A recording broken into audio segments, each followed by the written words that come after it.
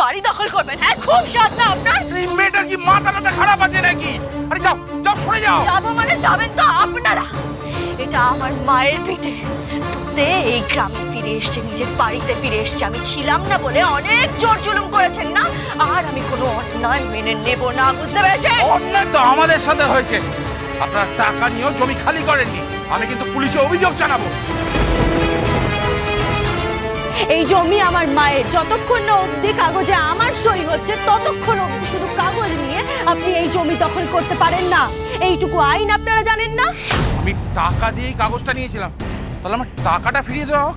কিসের টাকা? একটা টাকাও আপনারা পাবেন না। আপনার মাকে আমি নগদ 3 লক্ষ টাকা দিয়েছি, জিজ্ঞেস করুন।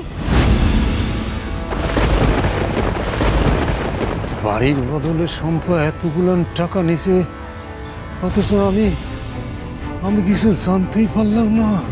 কততে তুতে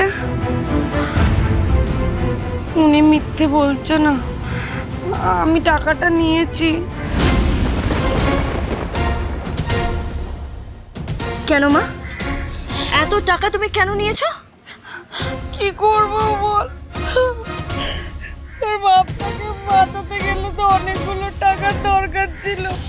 তো মিথ্যে কথা বলবে তুমি আমাকে? হ্যাঁ, আর আপনারা এখান থেকে যদি এক পা আগে এগিয়েছেন আপনাকে কুপিয়ে শেষ করে দেবো।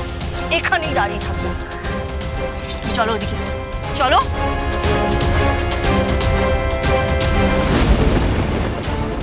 আমি সব বুঝি মা, তবুও কিন্তু চুপ করে থাকি।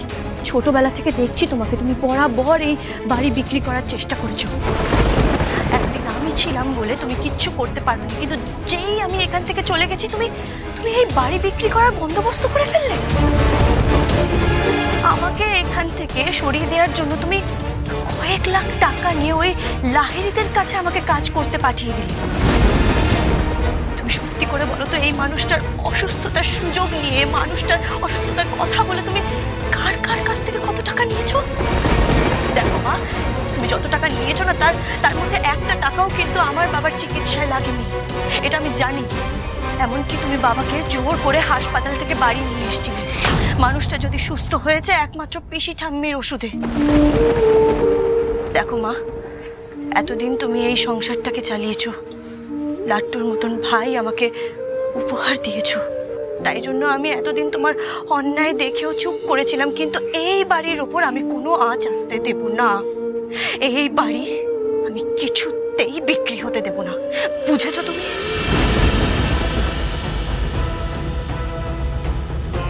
আমার বাড়ির দলিলটা আমাকে ফেরত দিন। মামার বাড়ি নাকি? আগে আমার টাকা ফেরত দিন। আপনার টাকা আপনি পেয়ে যাবেন, কিন্তু আগে আমার এই দলিলটা চাই, নালে কিন্তু আমি থানায় যাব। শুনুন, থানায় কিন্তু আমিও যেতে পারি, তাতে পুলিশ এসে আপনার মাকে তুলে নিয়ে যাবে। আপনি কি সেটা চান? শুনুন, 24 ঘন্টা সময় দিলাম, তার মধ্যে টাকা নিয়ে আসুন আর এই দলিলটা নিয়ে যান। যদি সময়ের মধ্যে টাকা দিতে না পারেন, তাহলে কিন্তু আমি সবাইকে ঘাড় ধাক্কা দিয়ে বার করে দেবো। তখন কিন্তু কারো কোনো ট্যাপও শুনবো না। এই চল তোরা।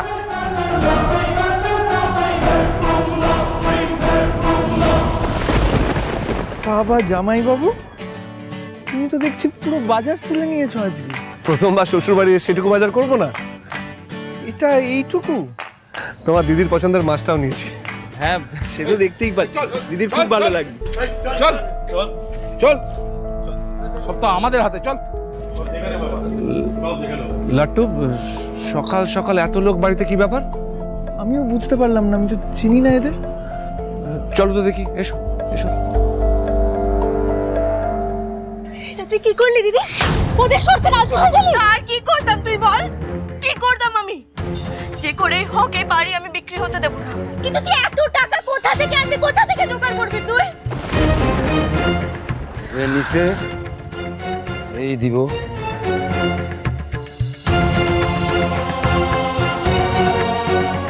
সব কিছু বিক্রি করে দিছো তুমি। কত টাকা তোমার চাই? লোক, আমার চিকিৎসার পেছনে তো তুমি একটা টাকাও খরচা করো নাই, তাহলে টাকাগুলো রাখছো কোথায়? মা, মা টাকাগুলো দাও, এখনই ওদেরকে টাকাগুলো দিয়ে আমি বাড়ির দলিলটা নিয়ে আসি। টাকাগুলো কোথায়? টাকাগুলো সব আমার কাছেই ছিল গো। বিপদে আপদে লাগবে বলে আমার কাছেই রেখেছিলাম, কিন্তু কি? সব টাকা আমার কাছ থেকে চুরি হয়ে গেছে।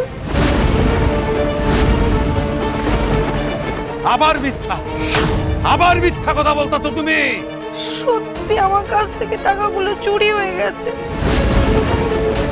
সে কথা তুমি আমাদের জানাও নাই কেন? ভয়তে বলতে পারিনি গো। কিন্তু তুতে 24 ঘন্টার মধ্যে এই টাকাগুলো কোথা থেকে আসবে, ও লোকগুলো কিন্তু খুব ভয়ঙ্কর, ওদের প্রাণে মেরে ফেলতেও কিন্তু একবারও হাত কাঁপবে না। তার চেয়ে বরঞ্চ বলি এই বাড়িটা না মা, না না, এই বাড়ি আমি কিছুতেই বিক্রি হতে দেবো না। যে করেই হোক আমি টাকা জোগাড় করে আনবো। কোথা থেকে টাকা জোগাড় করবে? আমি দেব। দিদি, বাবা আমার বিয়ের জন্য যে গয়নাগুলো গড়িয়ে রেখেছিল তুই ওটা দিয়ে এখন কি বলছিস তুই বাদামি? মামা কত কষ্ট করে টাকা রোজগার করে তোর জন্য ওই গয়নাগুলো বানিয়েছিল। তোর সামনে বিয়ে, খবরদার ওই গয়নায় হাত দিবি না তুই। আর কোনো উপায় নেই দিদি, তুই কি করে টাকা আনবি বলতো? আমি দেবো টাকা।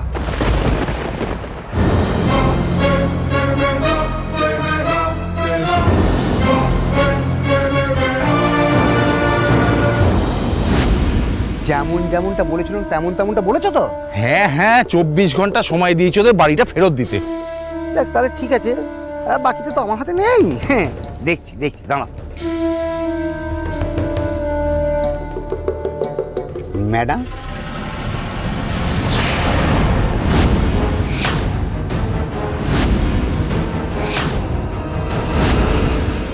না রঙ্গন বাবু, আপনি আর কিছু করবেন না। আর কোনো সাহায্য আমার চাই না। ও তুতে ওরম করছিস কেন?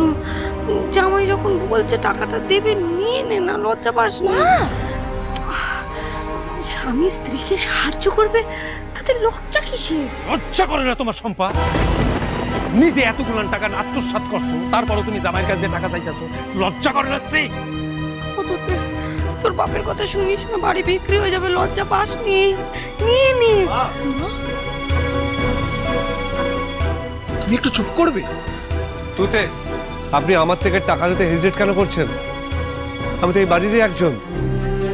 এই সম্পর্কের মেয়াদ যে 6 মাস, আমি কিছুতেই আপনার থেকে এত বড় ঋণ নিতে পারবো না। না রঙ্গন বাবু, দয়া করে আপনি আমাকে একটাও টাকা দেবেন না। এই টাকা আমি জোগাড় করব।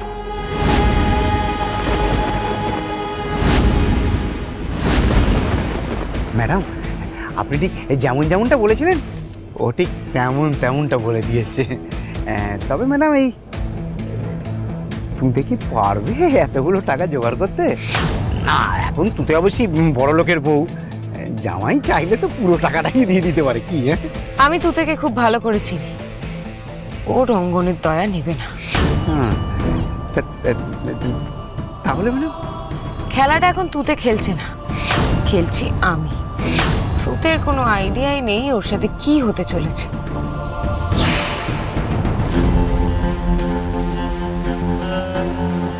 তোমার বকশিস। ড্রাইভার চলো।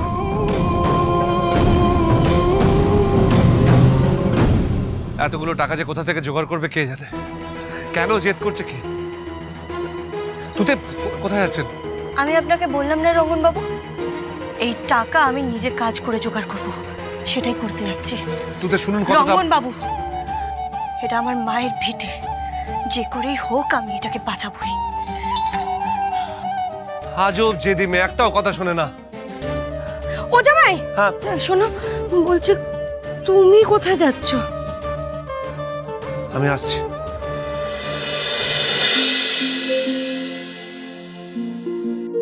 একটাও কথা শুনতে চান না উনি। আরে 3 লাখ টাকা তো কম না, 24 ঘন্টার মধ্যে অ্যারেঞ্জ করবেন কি করে?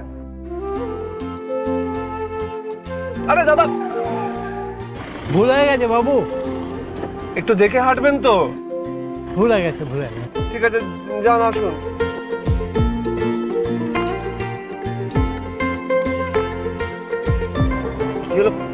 কোথায় গেল সাইকেল নিয়ে? হ্যাঁ যা বাবা, সাইকেল চালাইলো রাজধানী এক্সপ্রেস, গেল।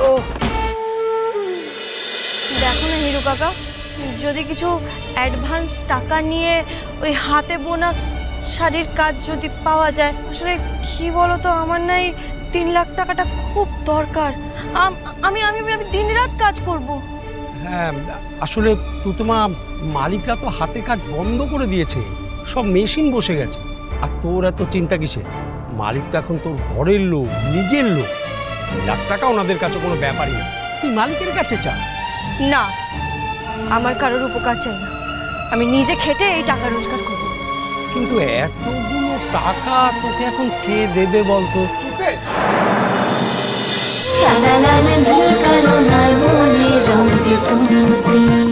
স্টার জলসার প্রিয় শো দেখার জন্য সাবস্ক্রাইব করুন আমাদের ইউটিউব চ্যানেলে এবং আপডেটেড থাকার জন্য প্রেস করুন বেল আইকন। চলো চলো চলো চলো পাল্টাই।